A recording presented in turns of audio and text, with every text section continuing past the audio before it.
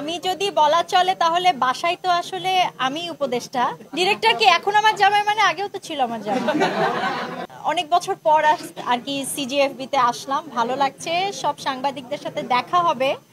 এই এটা নিয়ে আমি খুবই এক্সাইটেড, বিকজ হয় না, কাজের ব্যস্ততা বা সাংসারিক অবস্থা বা আমার বিশাল বড় একটা লম্বা সময় আমি সবার সাথে ওভাবে যোগাযোগ করতে পারিনি বা আমাদের কমিউনিকেশন ছিল না। আবার শুরু হচ্ছে কমিউনিকেশন, আবার যোগাযোগ শুরু হয়ে যাচ্ছে, আবার দেখা সাক্ষাৎ শুরু হয়ে যাচ্ছে, তো ভালো লাগছে। কাজের ব্যস্ততা এখন 840 নিয়েই যাচ্ছে, 840 নিয়ে ক্যাম্পেইনিং করছি, বিভিন্ন জায়গায় যাচ্ছি, দর্শকদের রিয়াকশন খুবই ভালো আলহামদুলিল্লাহ। সো এখন যদি বলা হয় ব্যস্ততা ইলহামকে নিয়ে এবং 840 নিয়ে, দুই জায়গার ফিলিংস দুই রকম। কারণ হচ্ছে যে এক জায়গায় ক্যামেরার সামনে কাজ করেছি, সেটা এক ধরনের ফিলিংস, এখন ক্যামেরার পিছনে আরো বড় দায়িত্ব পালন করছি, সেটা আরেক ধরনের ফিলিংস। আমি যেখানেই থাকি না কেন, ক্যামেরার সামনে, ক্যামেরার পিছনে, সাইডে, আশেপাশে, সবসময় আমি সবার সাপোর্টটা চেয়ে আসছি, সাংবাদিকদের সাপোর্ট চেয়ে আসছি, এখনো চাই।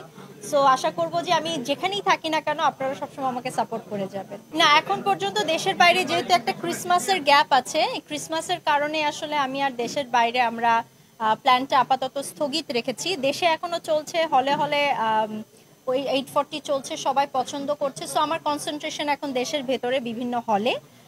দেশের বাইরেরটা আমরা একটু পিছিয়ে দিয়েছি, আমরা শীঘ্রই জানাবো। আরো একটা নিউজ আসতে যাচ্ছে, অবশ্যই আপনারা কিছুদিনের মধ্যে জানতে পারবেন। শনিবার বিকেলের শুধুমাত্র আমি আর্টিস্ট, ডিরেক্টর হচ্ছে ভেতরে বসে আছে, প্রডিউসারও আছে। সো শনিবার বিকেল আসুক, এটাও আমি চাই অ্যাজ আ আর্টিস্ট হিসেবে। আর বাকিটা ডিরেক্টর এবং প্রডিউসারকে আপনাদেরকে জিজ্ঞেস করতে হবে। ডিরেক্টর কি এখন আমার জামাই, মানে আগেও তো ছিল আমার জামাই। আমি যদি বলা চলে তাহলে বাসায় তো আসলে আমি উপদেষ্টা, বাসায় তার কোনো পরিবর্তন আমি এখনো লক্ষ্য করিনি। বাইরেরটা আমি জানি না, আমি কখনো তার সাথে ওইভাবে বের হওয়া হয়নি বা তার কাজের জায়গায় যাওয়া হয়নি। চেঞ্জ আমি কোনো লক্ষ্য করতে পারছি না, আমার কাছে একই রকম মনে হচ্ছে। খালি মনে হচ্ছে যে একটা আগে ছবি আলের জন্য কাজ করতো, এখন দেশের মানুষের জন্য কাজ করছে, এটা আমার খুব ভালো লাগছে। আমরা তো আসলে যখন থার্ড পারসন সিঙ্গুলার নাম্বার শুরু করি তখন থেকে কিছু না কিছু পরিবর্তনের আশা নিয়েই তো শুরু করেছি।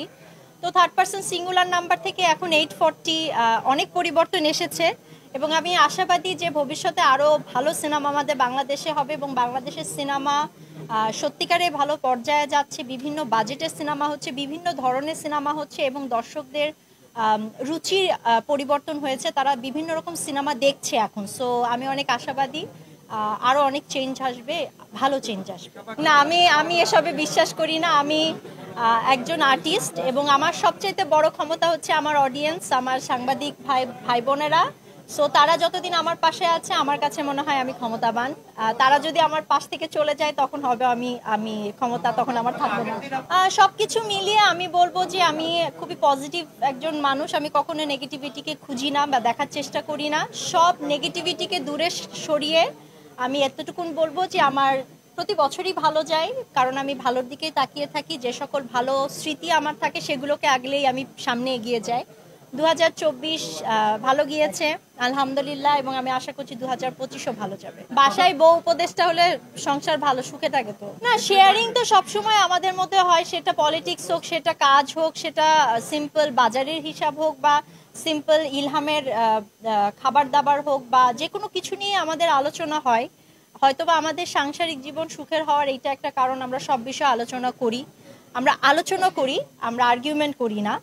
সো এই আলোচনাটা আমার মনে হয় সব বিষয় নিয়েই হয়, স্পেসিফিক উপদেষ্টা হওয়ার কারণে যে দেশ নিয়ে এখন আলোচনা খুব বেশি হয় তা না, সবসময় যে কোনো বিষয় নিয়ে আমরা আলোচনা করতে স্বাচ্ছন্দ্য বোধ করি। আমার কাছে মনে হয় যে একজন অভিনেত্রী হিসেবে আমার এইটুকুন মনে হয় যে এমন কিছু নিয়ম করা উচিত যেটাতে আমাদের যে সকল ইয়াং জেনারেশন আছে, যারা ইয়াং ডিরেক্টর আছে, তারা যেন স্বাচ্ছন্দ্যে ভালোভাবে সুস্থভাবে সিনেমা বানাতে পারে কোনো রকম বাধা বিপত্তি ছাড়া, এবং সেই সিনেমাটা প্রপারলি যেটা মানুষের জন্য ভালো হবে, দর্শকদের জন্য ভালো হবে, সেই সিনেমাটাও যেন এক্সিকিউট করার জন্য আমরা উদ্বুদ্ধ হই।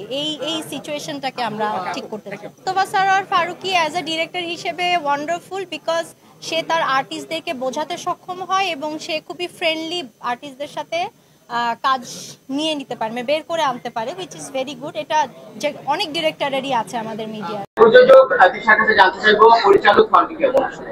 পরিচালক ফারুকী অনেক খরচ করে, খরচ কমাতে হবে নেক্সট টাইম। স্ত্রী দিশার কাছে জানতে চাইবো স্বামী ফারুকী কেমন আসলে? স্বামী ফারুকী ওয়ান্ডারফুল, সবচাইতে বড় হচ্ছে যে বাবা ফারুকী ওয়ান্ডারফুল, আর স্বামী ফারুকী হিসেবেও তার খরচ কমানোর জন্য আমি উদ্বুদ্ধ হচ্ছি। আর সর্বশেষ হচ্ছে একজন দেশের নাগরিক হিসেবে, একজন দেশের সাধারণ নাগরিক হিসেবে উপদেষ্টা ফারুকী কেমন আসলে আপনার দৃষ্টিতে? সাধারণ নাগরিক তাদেরকে জিজ্ঞেস করতে হবে। আপনি নাগরিক, আমার কাছে তো মনে হয় যে এখন পর্যন্ত যতটুকু দিচ্ছি সে চেষ্টা করছে দেশের জন্য ভালো কিছু করার, এবং এই জায়গাটা ঠিক থাকলে আলহামদুলিল্লাহ।